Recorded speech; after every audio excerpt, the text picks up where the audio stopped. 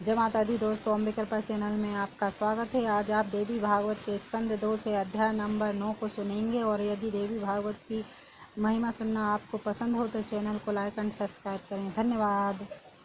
अतः नवमो अध्याय। सर्प के काटने से परमद्वारा की मृत्यु। रुरु द्वारा अपनी आधी आयु देकर उसे जीवित करना। मणिमंत्र औषधि द्वारा सुरक्षित राजा परीक्षित का सात तल वाले भवन में निवास करना। परीक्षित बोले, हे सचिवृंद, इस प्रकार कामासक्त होकर रुरु मुनि अपने आश्रम में सो गए। तब उनके पिता ने उन्हें दुखी देखकर पूछा, हे रुरु, तुम इतने उदास क्यों हो?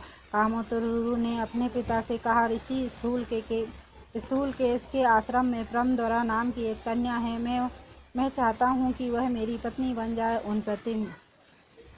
उन प्रमति ने महामुनि स्थूलकेश के पास शीघ्र जाकर उन्हें पसंद तथा अपने अनुकूल करके उस सुंदर कन्या की याचना की। महामुनि स्थूलकेश ने यह वचन दे दिया कि किसी अच्छे मुहूर्त में कन्यादान दूंगा। अब उस वन में वे दोनों विवाह की सामग्री का प्रबंध करने लगे। इस प्रकार उस तपोवन में समीप में ही रहकर प्रमति और स्थूलकेश दोनों महात्मा विवाह उत्सव की तैयारी करने लगे।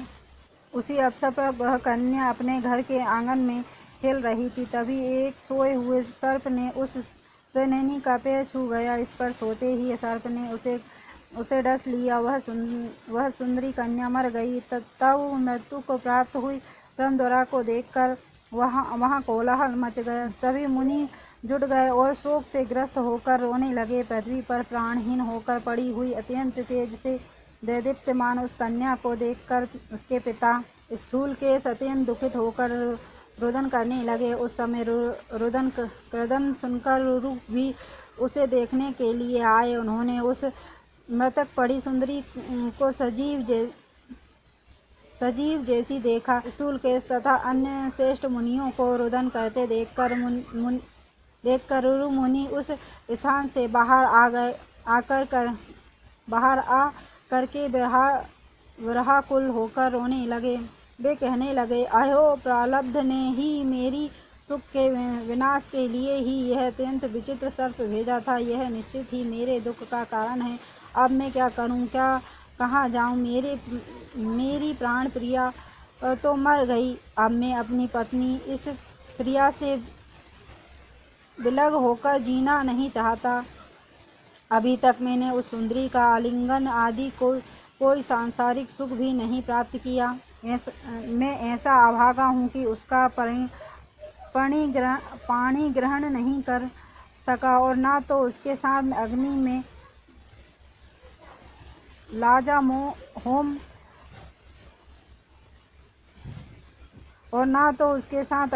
लाजा होम ही कर पाया। मेरे इस मनुष्य जीवन को धिक्कार है। अब तो मेरे प्राण निकल जाए तो अच्छा है। जब दुखित मनुष्य को चाहने पर भी मृत्यु नहीं मिलती, तब इस संसार में वांछित उत्तम सुख कैसे मिल सकता है?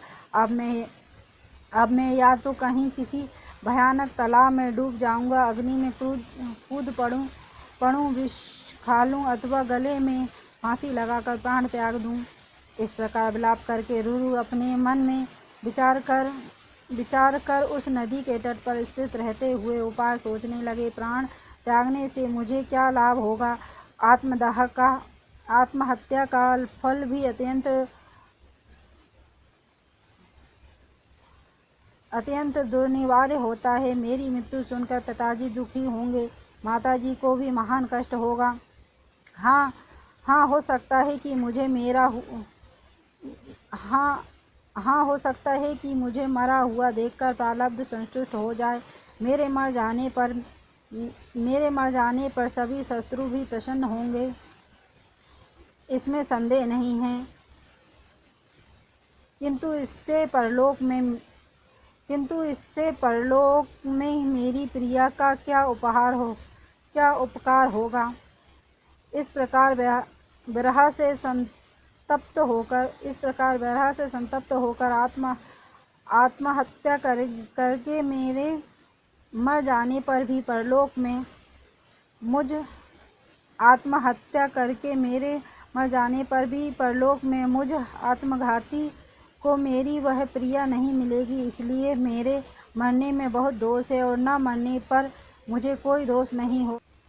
ऐसा सोचकर रुरु स्थान तथा आचमन करके पवित्र होकर वहीं पर बैठ गए। इसके बाद उन मुनि ने हाथ में जल लेकर यह वचन कहा, यदि मेरे द्वारा देवाराधन आदि कुछ भी पुण्य कर्म संपादित किया गया हो, यदि मैंने श्रद्धापूर्वक गुरुओं की पूजा की हो, हवन जप एवं तप किया हो, समस्त वेदों का अध्ययन किया हो, गायत्री की उपासना की हो और सूर्य की आराधना की हो, तो उस पुण्य के प्रभाव से मेरी प्रिया जीवित हो जाए। यदि मेरी प्रिया जीवित नहीं होगी तो मैं प्राण त्याग दूंगा। ऐसा कहकर देवताओं का ध्यान करके उन्होंने वह जल जमीन पर छोड़ दिया। राजा बोले, तदंतर इस प्रकार अपनी भार्या के लिए विलाप कर रहे उन दुखित रुरु के पास एक देवदूत आकर वह वाक्य बोला।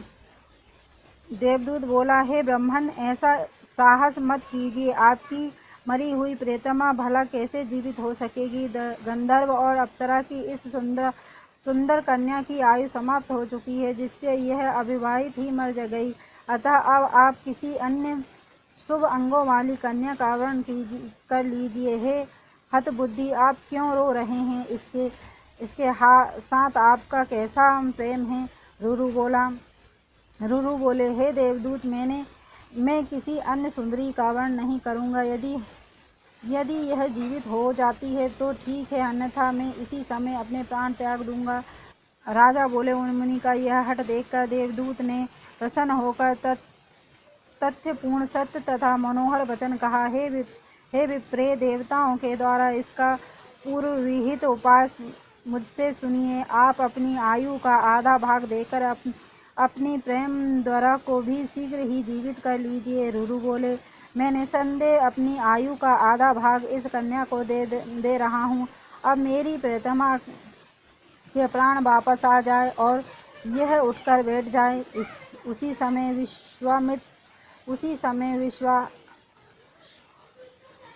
विश्वावसु अपनी पुत्री प्रमदरा की मृत्यु जान करके स्वर्गलोक से विमान द्वारा शीघ्र ही वहां आ गए। तत्पश्चात गंधर्वराज विश्वावसु तथा उस श्रेष्ठ देवदूत ने धर्मराज के पास पहुंचकर यह वचन कहा, हे धर्मराज, रुरु की पत्नी तथा विश्वावसु की पुत्री इस प्रमदरा नामक कन्या की सर्पदंश के कारण इस समय मृत्यु हो गई है। हे सूर्यतनय, इसके वियोग में मरने के लिए उद्धत मुनि रुरु की आधी आयु तथा उसकी तपस्या के प्रभाव से यह कोमलांगी जीवित हो जाए। धर्मराज ने कहा, हे देवदूत, यदि तुम ऐसा चाहते हो तो उसकी आधी आयु से विश्वावसु की यह कन्या जीवित होकर उठ जाए और तुम जाकर इसे रुरु को समर्पित कर दो। राजा बोले, धर्मराज के ऐसा कहने पर देवदूत ने जाकर प्रमदरा को जीवित करके शीघ्र ही रुरु को समर्पित कर दिया और तत्पश्चात रुरु ने किसी शुभ दिन उसके साथ विधान पूर्वक विवाह कर लिया। इस प्रकार उपाय का आश्रय लेकर मृत प्रमदरा को भी जीवित कर लिया गया था। अतः मणि मंत्र तथा औषधियों के विधिवत प्रयोग द्वारा प्राण रक्षा के लिए शास्त्र समस्त उपाय अवश्य किया जाना चाहिए। मंत्रियों से यह कहकर उत्तम रक्षकों की व्यवस्था करके एक सात तल वाला उत्तम राजभवन बनवाकर उसी तत्क्षण उत्तरापुत्र परीक्षित अपने मंत्रियों के साथ उस पर चढ़ गए। उस भवन की सम्यक सुरक्षा के लिए मणि मंत्रधारी वीरों को नियुक्त किया गया और इसके बाद राजा ने गोरमुख मुनियों को गवि जात के पास उन्हें प्रसन्न करने के उद्देश्य से भेजा और कहलाया कि मुझ सेवक का अपराध वे बार बार क्षमा करें। तत्पश्चात राजा ने मंत्र प्रयोग में निपुण ब्राह्मणों को रक्षा कार्य के निर्मित चारों ओर नियुक्त कर दिया। एक मंत्री पुत्र वहां नियुक्त किया गया जिसने महल के चारों ओर हाथियों का घेरा स्थापित कराया ताकि विशेष रूप से सुरक्षित उस महल पर कोई चढ़ न सके। महल के भीतर वायु का भी संचार नहीं हो पाता था, क्योंकि उसका प्रवेश सर्वथा वर्जित था। राजा वहीं स्थित रहकर भोजन आदि करने लगे। वहीं पर रहते हुए स्नान एवं संध्या आदि कार्यों से निवृत्त होकर राजा मंत्रियों से मंत्रणा करते करते तथा सात के दिन गिनते हुए समस्त राजकार्यों को संचालित करते थे। इसी बीच किसी कश्यप नामक मंत्र विशेषज्ञ ब्राह्मण ने सुना कि राजा परीक्षित को सर्प द्वारा काटे जाने का शाप प्राप्त हुआ है। उस धनाभिलाषी ब्राह्मण श्रेष्ठ कश्यप ने विचार किया कि मुनि के द्वारा शापित राजा इस समय जहाँ रह रहे हैं, मैं वहीं पर जाऊंगा। ऐसा निश्चय करके मंत्रज्ञ विद्वान तथा धनाभिलाषी वह कश्यप नामक मुनि श्रेष्ठ विप्र अपने घर से निकलकर रास्ते पर चल पड़ा। इति श्रीमद्देवी भागवत महापुराणे अष्टदशसहस्रस्यां संहितां द्वितीय स्कंध परीक्षित द्रोग्यो गुप्त गृह वासवर्णनम् नवमो अध्यायः।